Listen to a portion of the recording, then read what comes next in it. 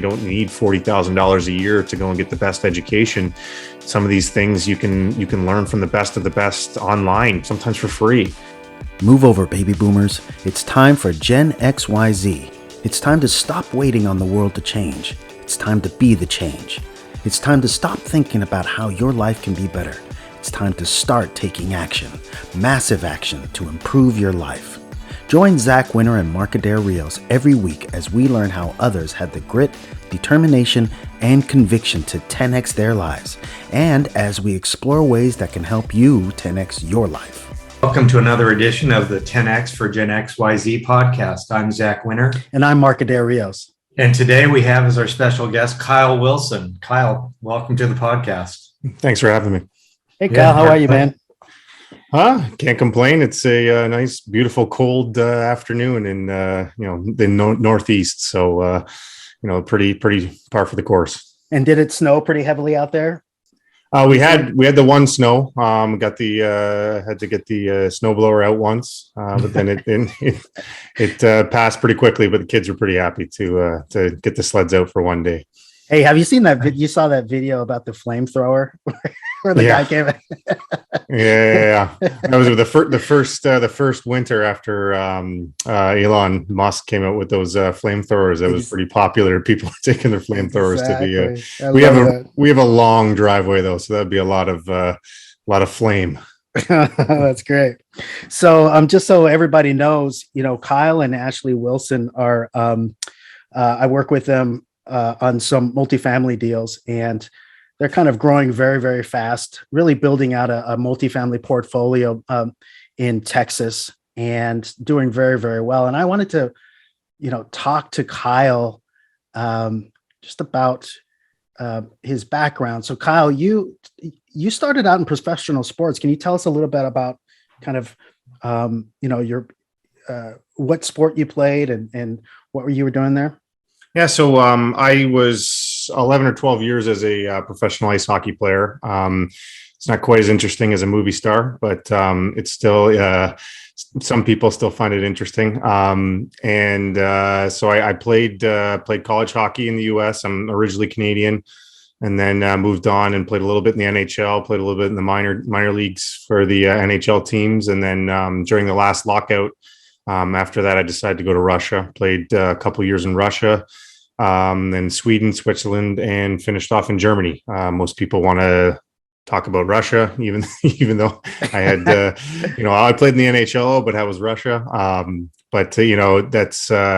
It was a good run for 12 years. But at some point along that route, I found out that, you see a lot of guys getting injured, a lot of guys, have their careers cut short, and what are they going to do after? Right. A lot of them don't have degrees. I was fortunate enough to get a college degree, but a lot of guys didn't have degrees. They don't know what they're going into next. So, I'd say 4 or 5 years into my career, I started looking into what can we do after? We're going to have, some money, but not enough to just sit on a beach.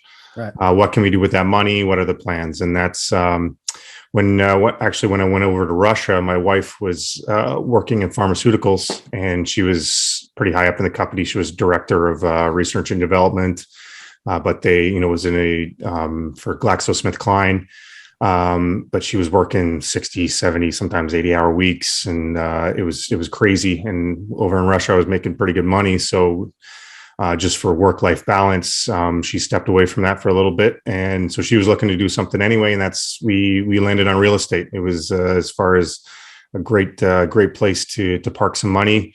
But also if you're willing to put in some sweat equity and put some time into it, then it's great returns on that aspect of it too. So that's kind of how we stumbled on real estate.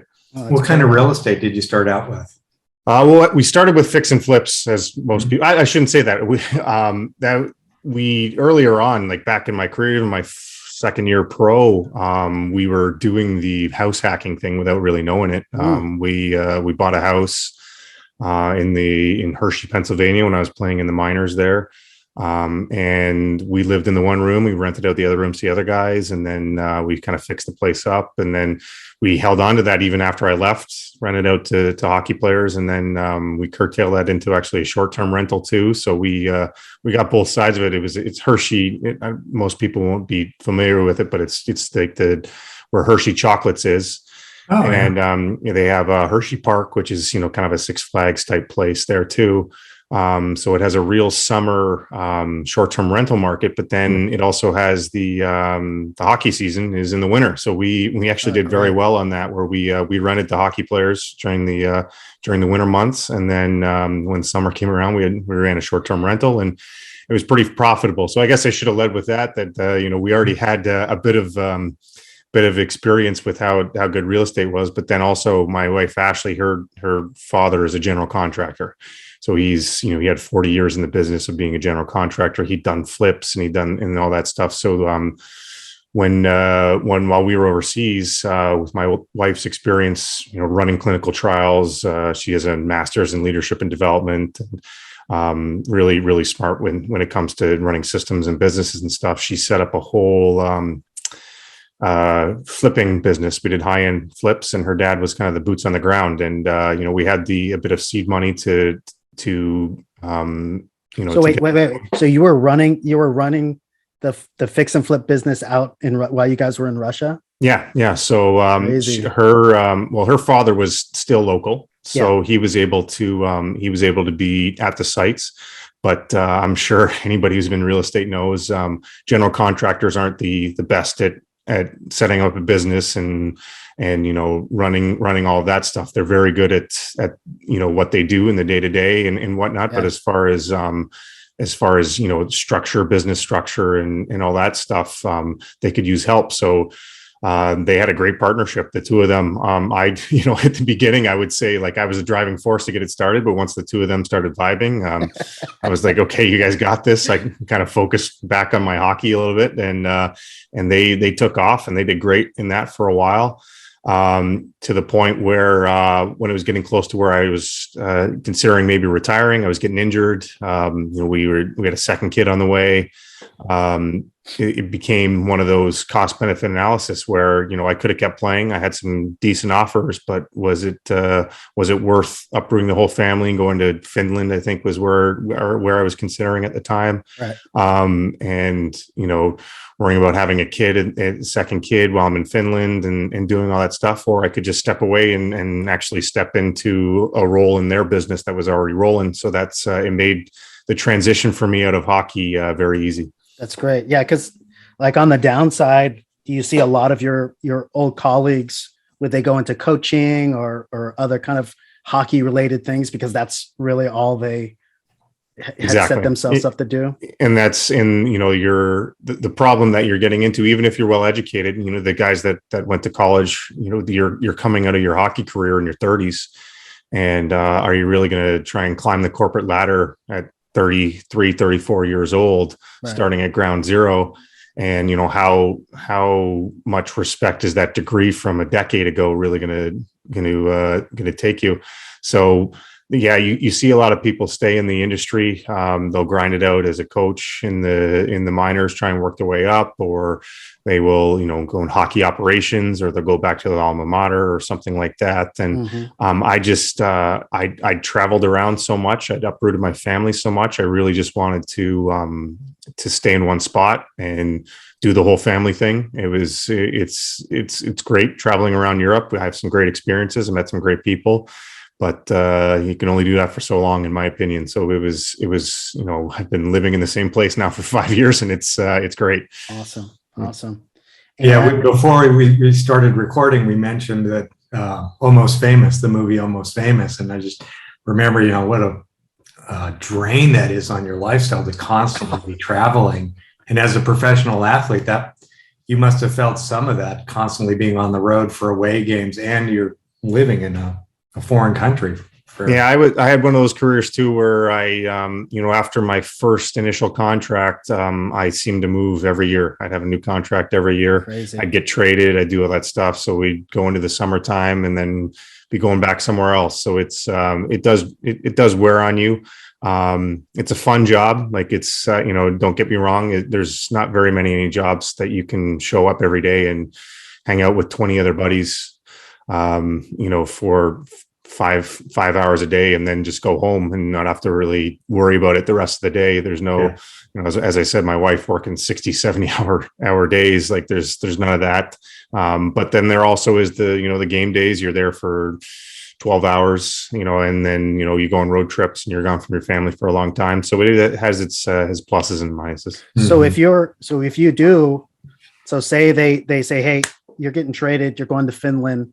I mean, was there a reasonable chance that you would see other people that you had known for a long time that were already there or were traded at the same time? So you weren't kind of stuck out there by yourself in a whole new environment with no, with language barriers and the whole bit? Or how does that work? I mean, the great thing about the overseas is it becomes a bit of a tight knit community between, they call them North Americans, so Canadians, Americans, that depending on the league, they get so many guys from North America that they're allowed to have on a team. Russia was only 5. So the 1 year in Russia, I only had basically 2 other guys who were from North America. But it's kind of one of those unspoken things that you guys just stick together. And if you could go to a new team, then they kind of bring you into the fold. And cool. I like to say that I've had at least a dozen best friends for a year, because you step in and you really just you become best friends with these people. And then, you go back in the summer and your career is over, and we live all over the world and different countries, different states, different provinces. And, you whenever you get a chance to see them, you jump on it, but you'll go years without seeing these guys that were your best friend for a year. So it's great to have those experiences, but it also is, it's something you learn to live with, that, those relationships are great at the time, but, you have to move on and make new relationships. Right. And so in terms of like, you guys do a lot of games per season, right? There's quite a bit of games. So North America, so like the NHL is like 82. Right. In the minors, it's about the same, about 80 games. Overseas, it's not quite as many. It's 40, 45, something like that. It's more because of the travel schedules and whatnot. They try and keep it within the countries usually. So like if you're in the German league, you play only German teams. You'll have some tournaments outside of your country a couple times a year, but they'll keep it in there. So that's why you're seeing a lot of older guys go overseas. There's less games. It's more, conducive to the family unit. You're not as gone as often. Yeah. It's I guess Russia is a little different. They change the rules every year, but when I was there in Russia, they didn't really have divisions, and you were playing. Russia's a big country, and I was up in the Northwest, and we're playing the one team is 50 miles north of North Korea. So, it's an 11-hour flight to get over there, and you're 7-8 hours time difference or something crazy like that. So that had its intricacies with that league, but it paid very well. So nice. It was worthwhile when you're young to go there. I always say if you're a young, especially single guy, that Russia is a great place to go play.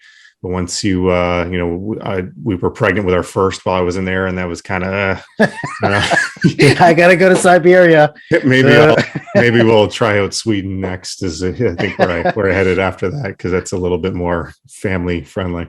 Well, the thing I was thinking about was with all of those games, and admittedly, I did a lot of theater, and there were times when we had long runs where I don't want to say I was phoning it in, but I definitely did not have the 100% output that on some nights were just banging, maybe inspiration would hit and you were in the flow. And so I'm just wondering, with so many games per season, did you ever have those types of situations where And again, it's a team sport, right? So you can rely on your team members to help, pick up the slack a little bit, but you can't do that all the time. Oh, for sure. Did you have any of that kind of not really performing? And what did you do to kind of really, did you have any times when you were like, you had a specific thing that could help you click in on purpose when you weren't really, I guess, feeling it? I mean, as you said, you always know going into it whether you're going to be on your 100%. Sometimes, there's a lot of luck involved too. Some days everything can go right, and some days, nothing will go right. Right. It doesn't really matter how you're feeling. But there are, especially I still remember playing in the minors, and this is a long time ago. They figured out that they can't put kids through this anymore. But we used to have, they call them 4 and 5, so we'd play Wednesday, Friday, Saturday, Sunday. And so you get to that Sunday and it's an early game on Sunday. You've already played 3 games in 4 nights. You get to that 5th night. And, the only solace you're taking in is the other team's probably just done the same thing.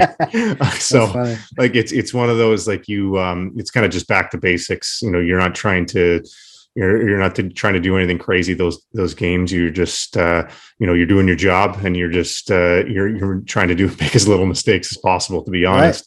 Right. And then, you keep it simple, because sometimes with these games, it's just a couple bounces. And if you're not making mistakes and you're putting pucks on the net, a lot of times those are the games that you can pull out.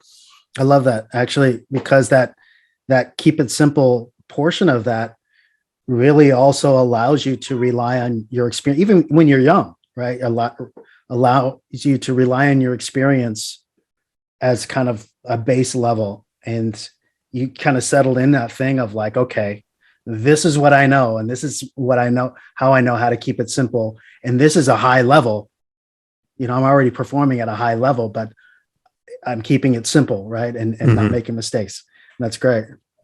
Yeah.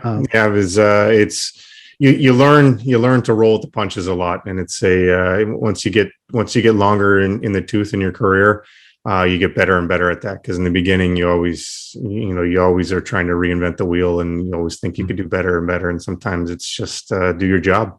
Yeah. Yeah. You can really see the difference in athletes that really perform well. It's a matter of consistency and just going out there every time and trying to make, as you're saying, as few mistakes as possible and being as consistent as possible. And it's that consistency that really can make the difference. Yeah. And I guess that's kind of bringing that back to real estate. I think that's why I like being the one behind the computer instead of the one to face out doing all the podcasts and meeting everybody, because when you're talking to brokers and you're doing presentations and conferences and doing all this stuff, you really have to do a good job of putting on a brave face and saying the right things and doing all those things. And that's really not me. I'm a, do your job kind of guy. And numbers, you don't have to fake it with numbers. You're gonna put them in, and they're going to tell you what the answer is. And that's like where I like to stay. Right. Did you, I felt this, I actually still feel it a little bit. Maybe it's a little bit of, FOMO, right? But this role change, changing out of something that was such a big part of your life into something that may or may not be completely different, but it's a totally different role. How was that transition for you? Did you kind of go through a thing where you still had not a foot in, but like you still felt like you had a foot in, and you had to kind of like manage that within yourself? I mean, there's moments, right? Like there's, it is quite a drastic life change, going from, I was a hockey player since I was 3 years old, and I was very good at it from a very young age. And that was kind of your identity, right? Like, even as a 5-year-old, I was the best player on my team, and all of your friends kind of knew you as the hockey player. And then go off to college, and I end up being, one of the best players in college. And then you go off, you keep moving it up, and that's kind of your identity. It helped a little bit that, with a little bit of business savviness and whatnot, you figure out that it still is a job. There's a few things that happen in your career that you realize, okay, this is a business for, the owners, the GMs, these people. This is a business that you're running, and you're kind of like their commodities. And not that they don't care about you at all, but they're, you are still their means of how they run their business, and you're treated as such. So by the end, it becomes that it's a job. It's a fun job, but it's a job. And having that mentality kind of allowed me to transition a little bit more. Yeah. And, as far as, people always ask me too, because my wife, Ashely, is kind of the head of the company.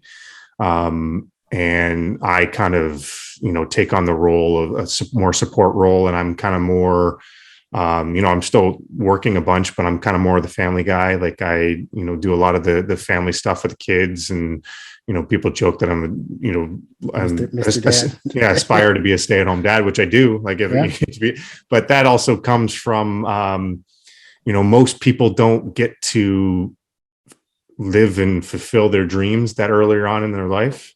And I kind of got to the pinnacle of what I always wanted to do pretty early. And then after that, not like there's nothing left for me to do, but it's kind of, the people that are around you that you love and support, it brings you more happiness and fulfillment watching them reach their goals than doing anything yourself. So that's kind of, it's not like it, it's a different role, but at the same time, it's, you get to, at the same time that I was ending my career, my family was getting bigger. I was having my second child, and we were transitioning more into different parts of real estate and stuff. So the life was transitioning anyway. So it kind of just happened naturally, to be honest. I love it. You said something really important that I felt I had to do this too, which was, and maybe it's just a mental thing, right? Dissociating yourself a little bit so that you can do an easier job. It's almost like when you're breaking up with somebody, right? And you have to put them in a certain light in order to complete that kind of separation a bit. It doesn't mean that you don't feel, it's just, you have to do some mental, gymnastics, as it were. But I had that same thing where, the business started becoming really the business. And I recognized that for that, and had to separate the passion I felt for the art, and that will never go away. But the business part of it really aligns with what, we're doing right now. And it makes it easier to be okay with not really checking in and hearing all these stories about, people getting famous or getting TV series and things like that, because I got similar things going on just over here. Right. Well, what's also cool about your circumstance, Kyle, is your business is a partnership with your wife. So like where Mark and I both transitioned out of what we were formerly doing, we were doing that on our own, and our significant others still had their whole thing going on separately. But you had kind of this special opportunity to go and join and partner with your wife in building out your business. Yeah. Yeah. I mean, it's good and it's bad, right? Like it's great that you spend so much time with your spouse. You're spending your social time and your work time all with your spouse. But that has obviously its downsides as well, that it seems like whenever you're in conflict, it's always business related. And we have very different ideas. And it was great too, because I would say she came from the corporate world. She did that whole thing and is very polished and very good at all that stuff. And I would say I'm the exact opposite. So I'm good at evening her out, but as far as growing a business, I probably wasn't the best partner. And we once we figured that out, we found another partner who was perfect. Literally I would say his strongest point is growing and developing businesses. And so I would attribute their partnership more to growing that business. And I've kind of moved more into a support numbers, underwriting type guy, where you don't need the right personality to do this. You just have to be relatively smart. I think it's scaling. It's in order to grow, it's necessary to figure that out. And if you have to find other people to fill in those pieces, because it's impossible to do everything. Even I'm realizing now, even with two people, and it's probably going to, as we grow, it's probably going to be impossible to do it with three people. Yeah, I mean, right. you see it firsthand because you guys are growing a little bit faster than we are.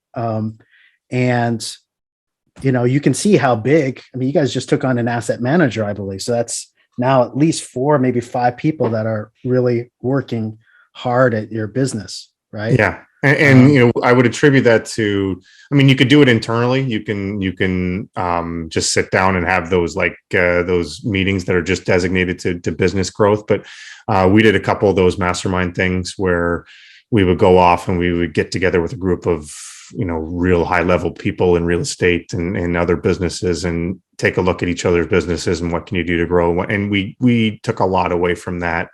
And, we were fortunate enough so we were relatively successful before. So you have that ability to just say, hey, we're going to hire people. We're going to designate roles for people and we're going to hire them out.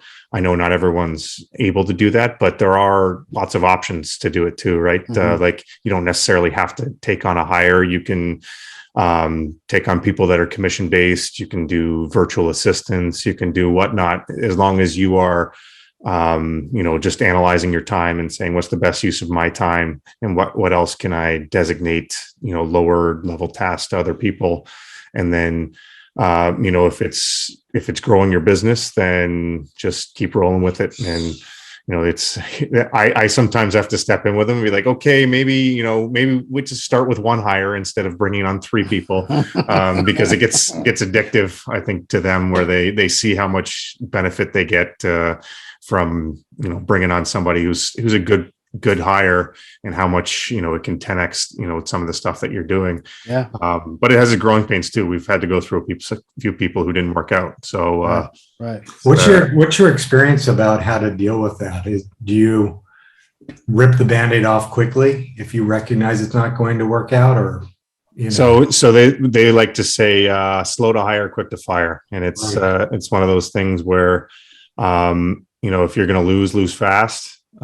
So, if you're recognizing it's not working out, you always give someone a chance to work it out. And it's not necessarily their fault. Sometimes it's just, they're not right for the right role. And then just, as you said, rip the Band-Aid off and move on, try and fill that other role, or reevaluate. Maybe your expectations weren't aligned with what you're going to get for that pay level or that type of person, and right. Evaluate and bring someone in new. And that's, we've done a couple of things of that where we you have a hypothesis that you could bring in a certain level person to do a certain job, and it just didn't work out, and you've reevaluated and bring somebody else new, maybe in a higher level or a different expertise, and try and fit that out. But it's worth the process. It's going to be tough. But any business that's in its growth stage, you're going to have to put in a lot of hours and figure that stuff out.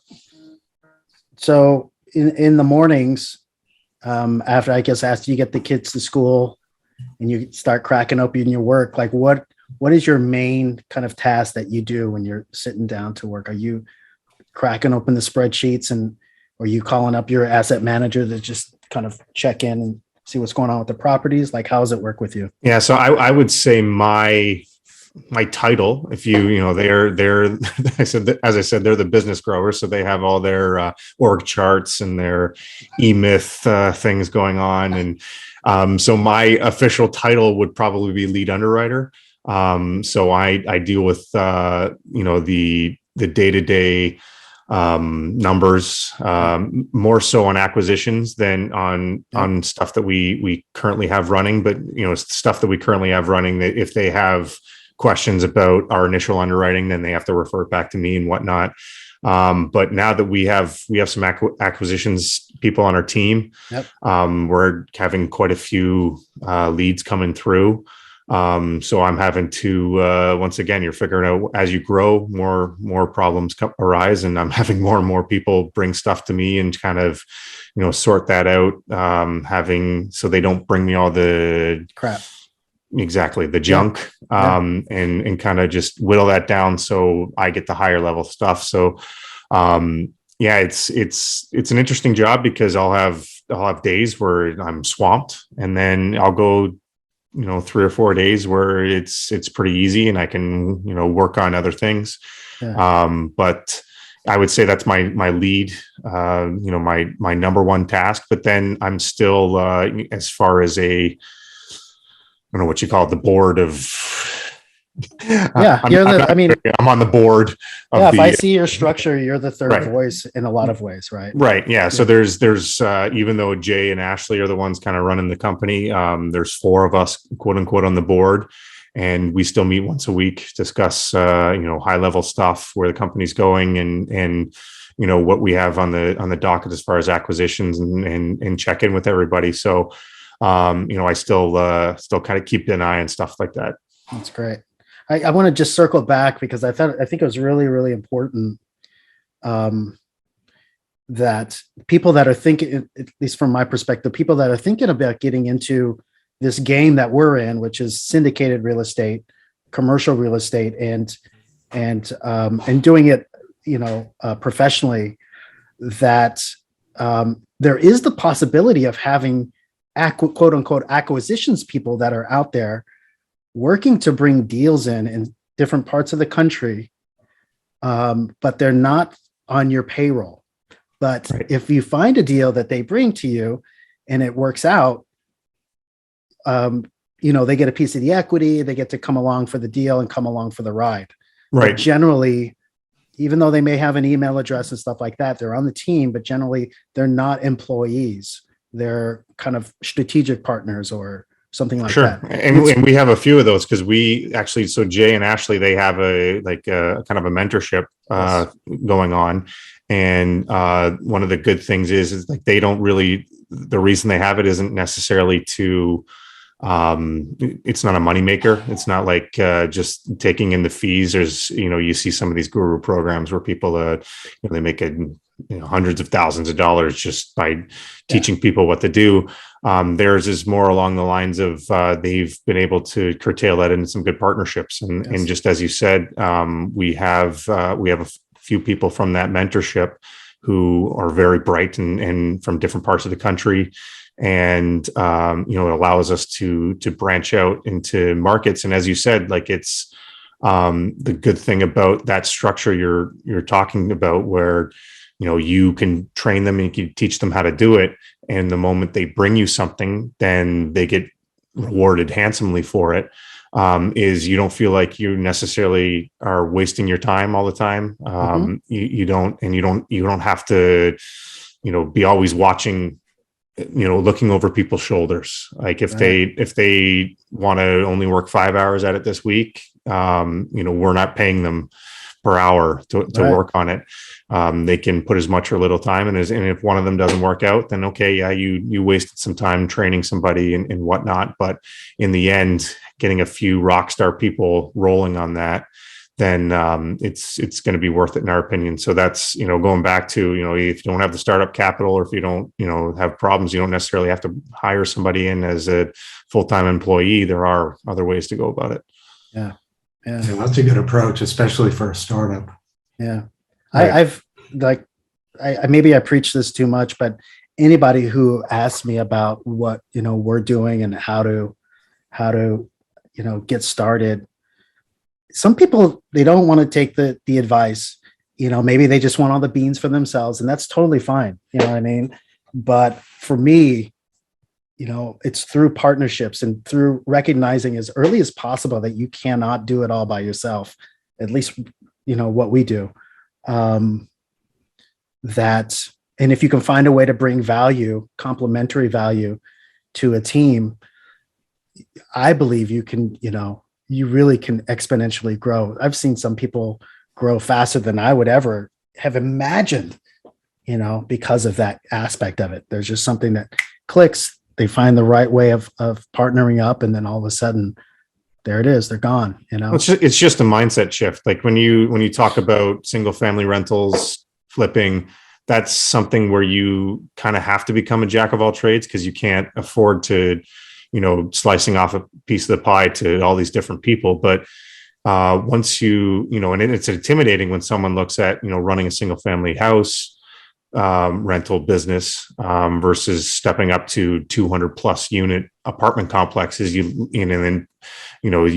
go to a 1 hour seminar talking about all the different intricacies about these things, and it'll make your head spin. It's crazy how, all the little details. And it's still, trying to figure out all the little details makes your head spin. But then once you kind of, as you said, click into the fact that you don't need to know all the details. You don't need to, know the everyday runnings of a property, because you have a property manager and you have an asset manager that you can take care of that. And then, if you're really good at, if you're a sales type person, like maybe you could just step in and do acquisitions, and your understanding of the concepts can be a little bit more high level. And all you do is you talk to brokers and develop relationships and foster, those strengths that you have. You don't have to know how to calculate what the cap rates are in 5 years from now or anything like that. That's not something you have to do. And there's enough money to go around if you do it well, if you're successful, that you can afford to bring in, a really good acquisitions person, a really good underwriter, a really good, it doesn't matter what, asset manager. Like you can afford to carve off little pieces of the pie to everybody and have rock stars in every single aspect of that. And as you said, if you're not getting greedy and wanting to take all of it for yourself, you're more likely to be successful, because you're more likely to be one of the best at what you do in those areas. Yeah. It's interesting. And just kind of shifting gears a little bit. So did you get a degree in physics?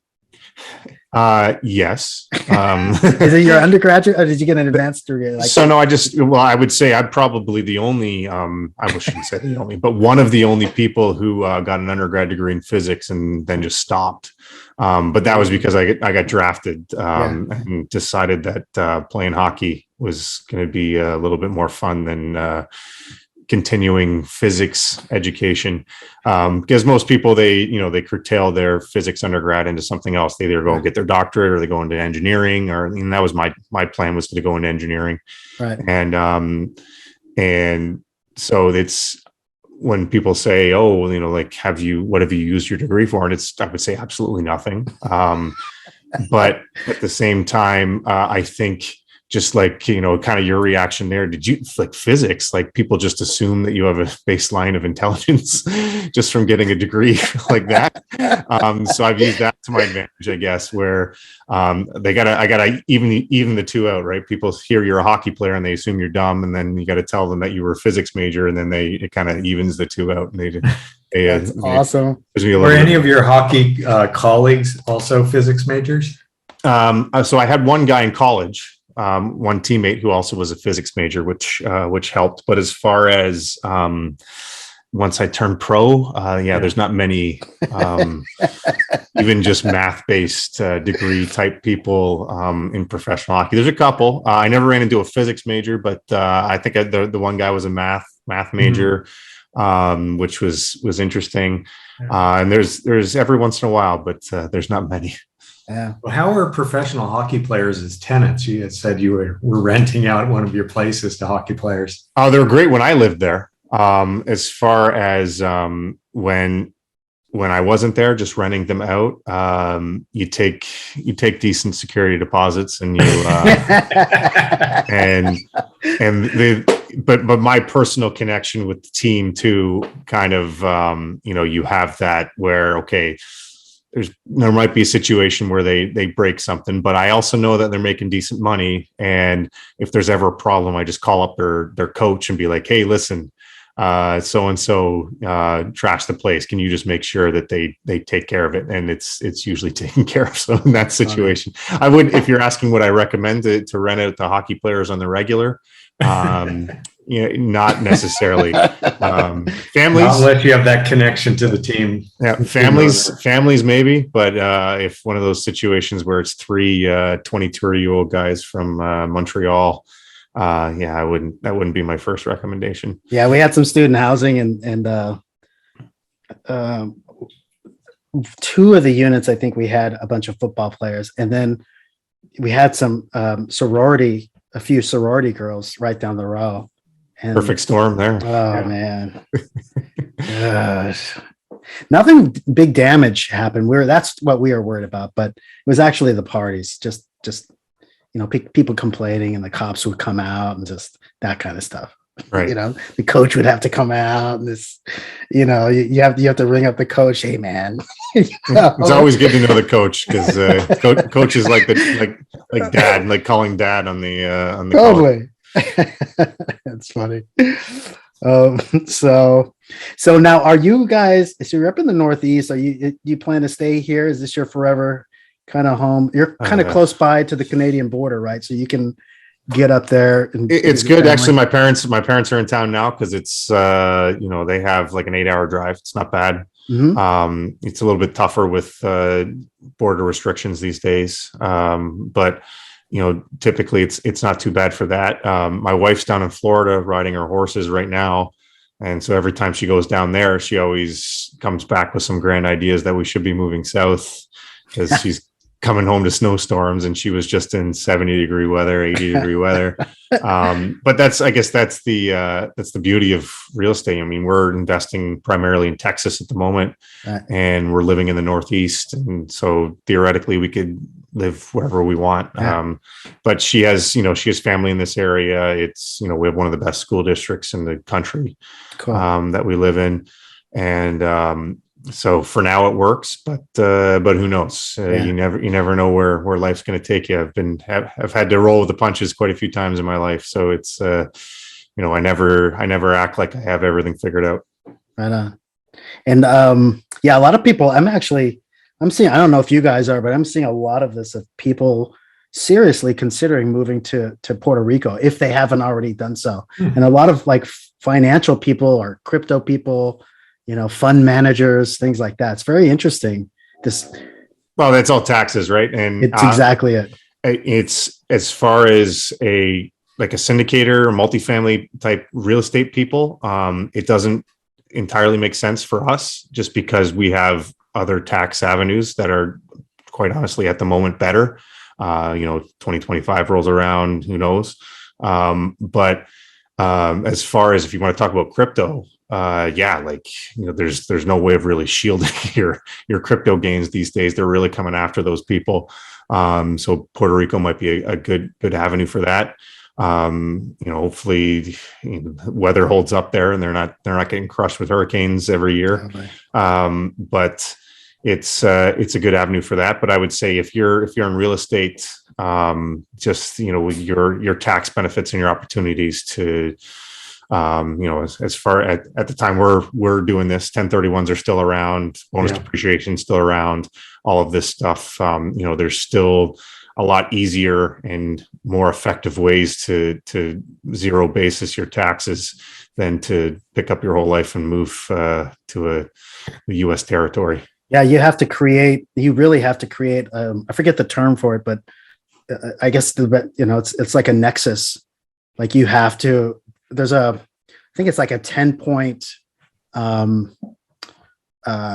different items that you have to create a connection to Puerto Rico in order to get those tax benefits. Yeah. And I think it's pretty easy though. I did look into it. I know the one person who say they're going to do it. But it's a big move. Like it's a big shift. And when you talk about schooling, like, they have international private school. Well, I shouldn't say international, technically it's a U.S. territory, but they have the private schools and whatnot, but it is a big shift. So then it comes into quality of life versus, those other benefits. But I've found, we're in real estate now, so we don't really have to worry about it. And the U.S. tax code is basically just a manual on how to not pay taxes if you want to really look at it. The majority of the tax code talks about how to not pay taxes as opposed to what you have to pay taxes on.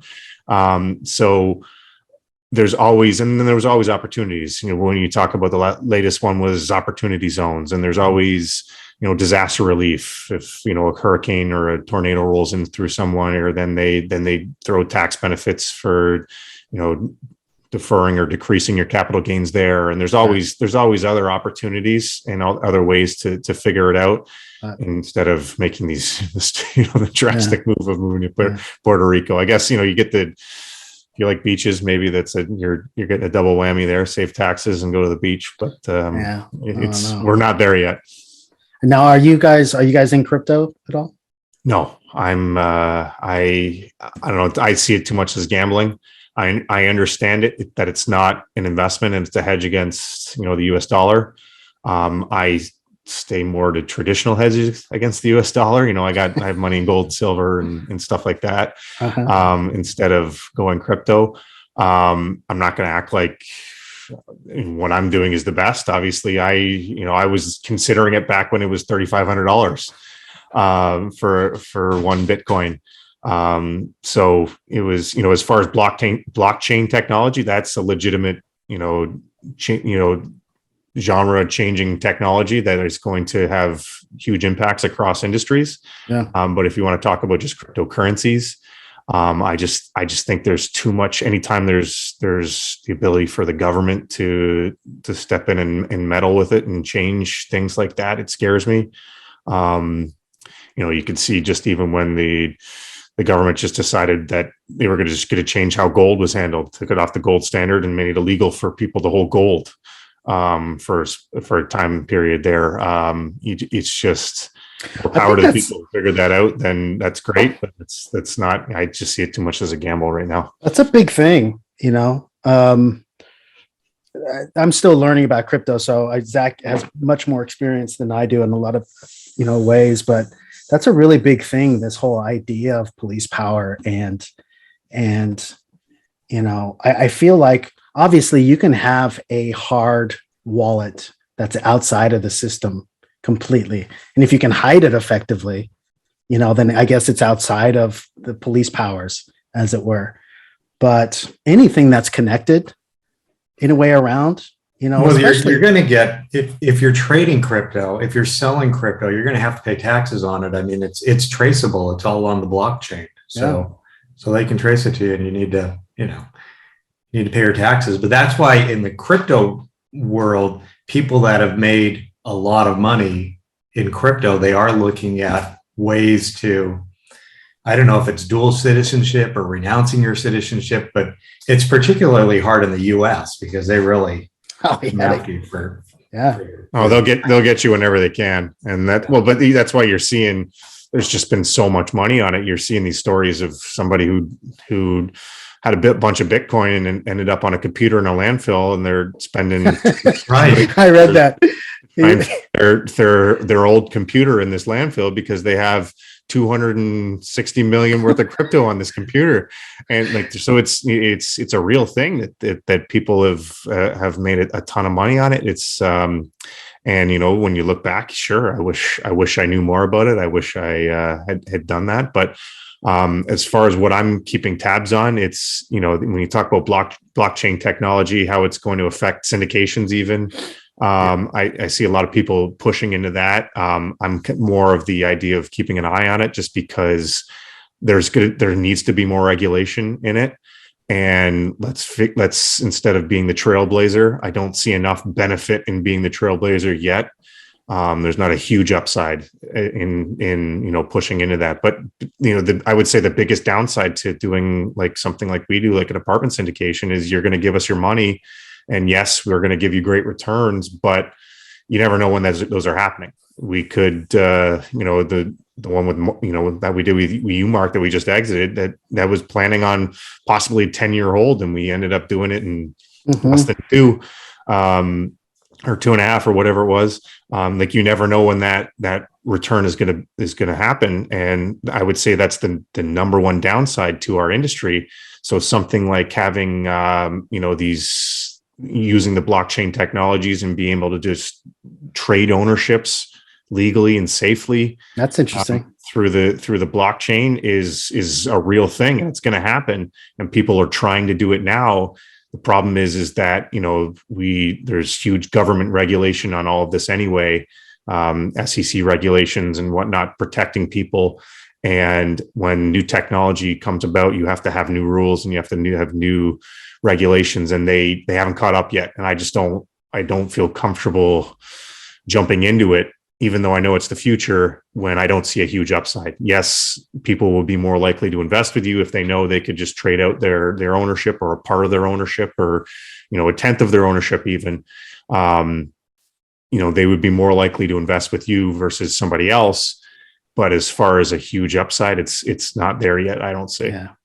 That actually brings up because I always think about the blockchain, because I come from a lending background too. So I always think about it from the, recording documents, using blockchain to secure, having secure and smart documents, things like that. Right.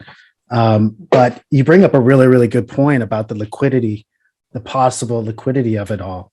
And we have been approached by investors, and, every once in a while, not all the time, but just wanting to kind of see if they have an investment coming up and they want to see if they could somehow exit early or maybe sell their shares and things like that.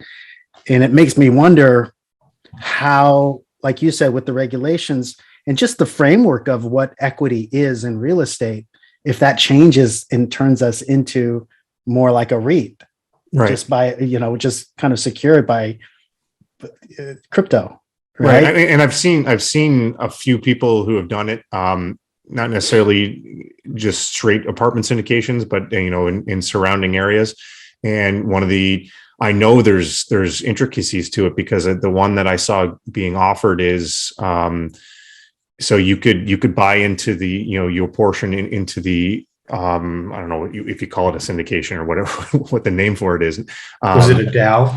Yeah, I don't recognize that name, but after a year, you could basically sell your block of it to anyone you wanted, but then you retained the voting rights. Mm-hmm. So there's got to be regulations along there of as far as, yes, you can sell your rights to the profits and the cash flow and all that stuff, but transfer of ownership of voting rights and stuff, there must be something that they couldn't get around on that, I'm guessing. So just things like that, like there has to be more regulation coming down the pike. And I just don't want to get caught into, well, it luckily it doesn't look like it happened, but like everyone was freaking out about the whole IRA thing, where they were saying people who invested in private placements with their IRA, all of a sudden you're going to have to take them out within a year. You're going to have 1 year to take your IRA out. And, we have a bunch of deals that have IRA money in. And if all of a sudden we're having to just replace millions of dollars because people have to, by law, take their money out, that would have been a cluster. Yeah, that was a horrible proposal. Right. Totally. And so luckily, it didn't seem like that caught on. They moved on to other things. But who knows if that's going to come back? And then who knows, parlaying that into something like this blockchain ownership of private placements. Who knows that they're not going to do something that would mess up what the original plans were and all these things too. So, but definitely something to keep an eye on, because it's just like, crowdfunding. Crowdfunding's changed the industry. Something like that will definitely mix up the industry, if not change the way we do things. Yeah.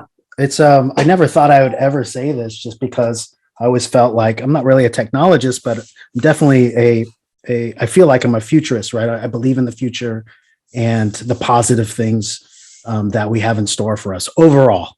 And, but there's some things I realize, just even from where I sit as a Gen Xer, right? That it takes a certain kind of framework. We were talking about Web 3.0 and this metaverse and everything. And some of the younger people now are like, yeah, you have to think about it differently. And I'm like, I'm trying to, I can't think about it differently. I don't understand. And I never thought I would ever say anything like that, right? Right. Well, we also like we grew up like we saw the birth of the internet, and Totally. like when we were younger, there were no cell phones. Like I still remember the computer room, where your family, you went there and you had to make sure no one was going to be on the phone for the next hour if you wanted to go online, because you had to dial up to make it on the internet, and you waited an hour to download one song on Napster, and our kids are, and these younger millennials, they never had to deal with any of that stuff. So it is kind of when you talk about keeping an eye on technology in kids these days, it is tough sometimes to realize how far it's come, and that maybe you don't have the right perspective on it. Maybe they do have something that you figured out that you don't. You have to listen to, you can't listen to all the crap, right? Like some of the stuff but like you have to keep it in mind, because you don't know where the way things are now. The changes can happen so fast. You just don't know where it's going to go, Right. And because it's not just, you can worry about political things, but it's not just politics. It's, these people who are running these technology companies too, they have such an influence on where we're going with all these different things. And we talk about metaverse and all these things. They're just ideas and that people have come up with, and they're not necessarily stemmed in the what they feel is best for society. It's a lot of these decisions are being made on what's ad revenue and stuff like that. So you have to really keep an eye on where you think it's going, and not necessarily what you believe should be happening versus where what is actually going to happen, because we tend to get into one of those things that, this is the way it should be, and just because that's the way it should be doesn't mean that's what's going to happen. So true. Just one last point on this, those NFTs, I was reading a story where these legitimate artists who typically in the normal kind of analog or analog-digital world, they would starve, right? Normally they would starve because they're trying to get their artwork out there, and they don't really have a play to sell and make money generally, consistently. And this NFT thing has completely changed the game for a lot of them, that like some of them are becoming so rich, doing what they do, selling this artwork in this way. I don't know if it's going to fade out or something like that, but that part of it, I don't really understand, but I do think there are things to listen to when you realize that NFTs aren't just the art part of it, but that's the blockchain and tokenization part of it, right? The underlying technology. Well, people are selling NFTs that are digital real estate too. They're houses and things like that too. And I'm the first to admit I don't understand any of it. The whole NFT thing, I don't get it. But it doesn't mean that it's not a legitimate thing. But the good thing is that technology, the internet, all of these blockchain, all these things, all these opportunities, even TikTok, all these things, they're providing opportunities for people that you would say, years ago, people wouldn't have these opportunities. You could see it, we talk about artists, like even artists on TikTok showing how they paint or how they create what they're doing. They're getting millions of views and generating revenue just by showing what that they do. Yeah. It's and we talk about education, how it's changing education. It's leveling the playing field where it's no longer, you don't need $40,000 a year to go and get the best education. Some of these things you can learn from the best of the best online, sometimes for free. So it's that's an area where I think there's really been a lot of progress in terms of being able to educate yourself for free based off of resources on the internet. Like I saw Michael Saylor, the CEO of MicroStrategies, who's a huge, Bitcoin advocate. He started the Saylor, I think it's called the Saylor Institute, but it's basically an online school, and he's offering all of these courses where you can get actual certificates, and then the certificates are transferable to like a 4-year college, for example, and will help you complete a college education. I did a quarter of my bachelor's. I did a quarter of my bachelor's like that, basically, that I took online courses, tested out and applied those credits. I got what's called an ACE credit, got the credit and took care of it. All that general education stuff. Yeah. That which, surprisingly, because like you, I do a lot of the underwriting. And like when we got into statistics, like my head was about to blow up. I realized maybe I should think about a marketing degree. The fact that you were able to do that, Mark, and knock out like 2 years worth of education for essentially nothing. Yep. Versus going to a 4-year college where your tuition could be $50,000, $60,000, $70,000 a year. Yeah. That helps solve a huge problem in our country. The cost of education, it's just gotten so out of whack and out of control. Well, think of the other side of it too, where if you are, let's say you are an expert in your field, and, traditionally you would say, okay, the highest level experts in their field, they would be teaching at these prestigious universities. Well, the salaries that these prestigious universities are going to be paying these experts, how do they compare to somebody who's, okay, I'm just going to go out and I'm going to create my own mentorship and I'm going to charge $500 a pop and get it directly in my pocket? They're going to make 5 times as much doing that. Right. And, especially so, as an expert, if you are the best in your field at something, you're going to have to say, okay, is it going to make sense for me to go to these universities in order to, the credibility, or am I just can I do it on my own? And now with online, like all these universities, because of the pandemic, had to go online anyway. In the end, what's really the difference? The water is getting a little bit muddy as far as, information versus, really just prestige and certificate of what is a degree worth.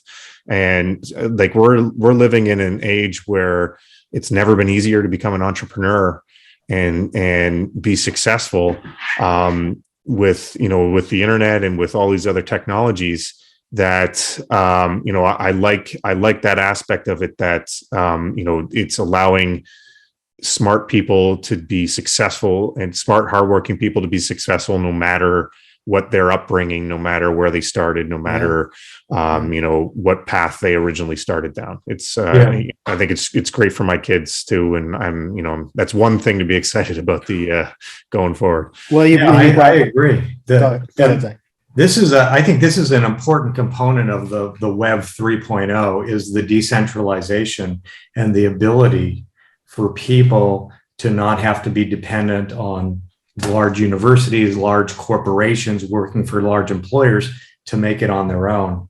Like another avenue is a lot of journalists that work for big media, they're very frustrated because it's become very politicized. So they're separating off and opening up their own blogs and newsletters on like Substack or Medium. And they're doing quite well. They build up a following and they're making a lot more money than they used to make when they were working at, New York Times, Wall Street Journal, or wherever. So interesting. Yeah. And that's that's a really, really good, that whole kind of, if we think about, well, I was going to go back and just say that your point, Kyle, about, the entrepreneurial spirit, I believe, aside from all this technology and the generation gap and everything,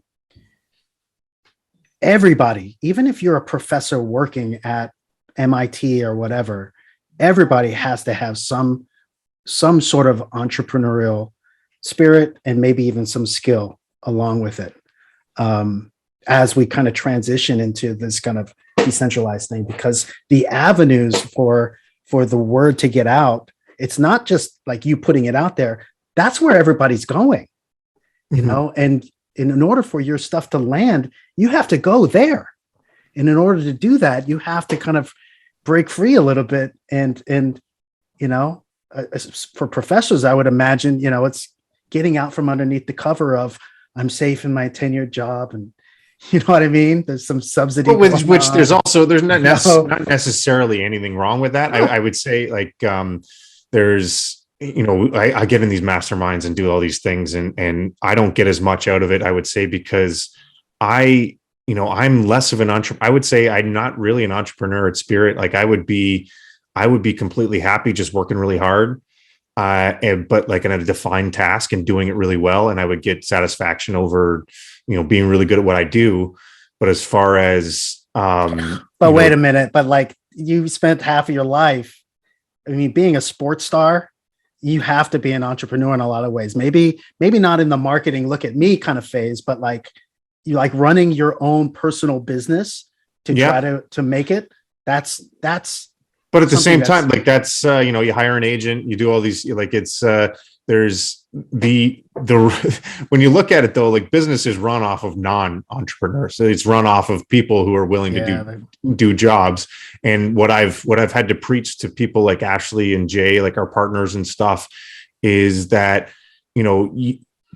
entrepreneurs think that entrepreneurs are whatever it needs to be and whatever it needs to do, but that's just because that's who they hang out with. That's that's the people they see. That's their sphere of influence. Mm-hmm. There's not necessarily anything wrong with garnering happiness and life fulfillment, going to work 9 to 5, shutting your brain off, and from 5 to 9 that you don't have to worry about your job, and you can and if to me anybody, even if they're doing that and if they're really good at what they do, I'll have just as much respect for that person as you or Ashely or Jay or any of these people who grow these multi-million-dollar businesses and do all this stuff and they're really good at what they do.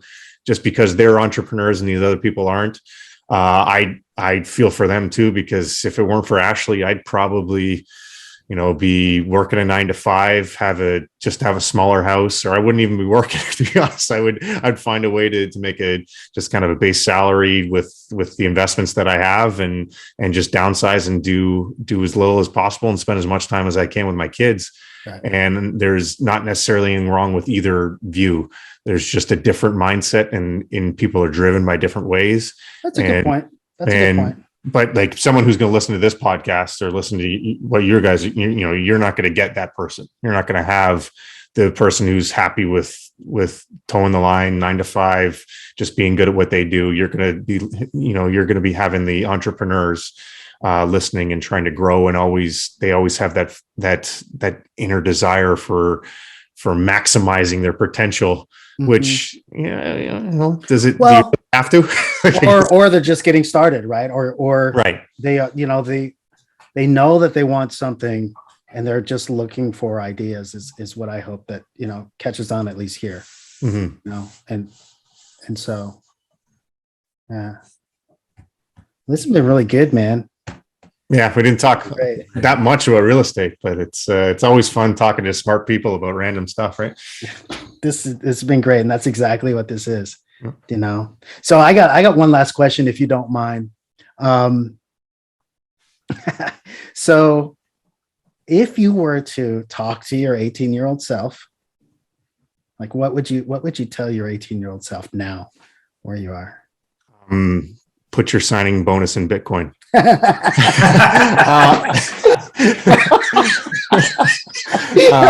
That's awesome, right? Yeah, I mean it's that's interesting too, because I'm getting back to I would say my best decisions are probably the relationships I've made along the way, and so just don't